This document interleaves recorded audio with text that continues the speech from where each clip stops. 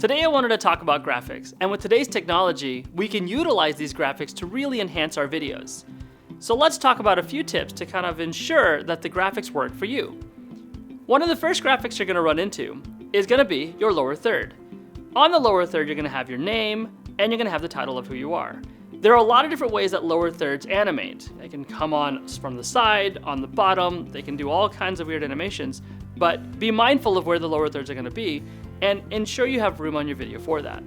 Speaking about room, let's talk about where your graphics are going to land and where you should stand to ensure the graphics have room to populate.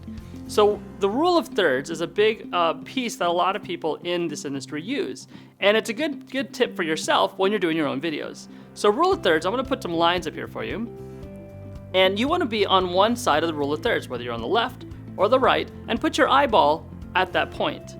Your graphics are going to then populate on the other side of the rule of thirds so that it's a balanced image. So there's your rule of thirds information for putting your graphics. Now, when also thinking about your graphics area, now that you have the space for it, ensure you don't also have an overly busy background. As you can see on this desk behind me, I just put a couple of books with not any really strong bold colors that are gonna fight any of the graphics I populate on there.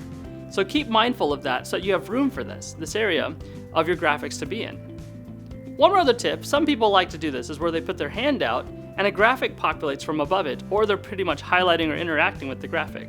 Be mindful of that as well. You don't want to put it in front of you and have the graphic populate right in front of your face and block you from being able to see around your graphic. Think of it that way. So always have an area that you know you're going to put your hands in and the graphics going to come up if you want to interact with your graphics.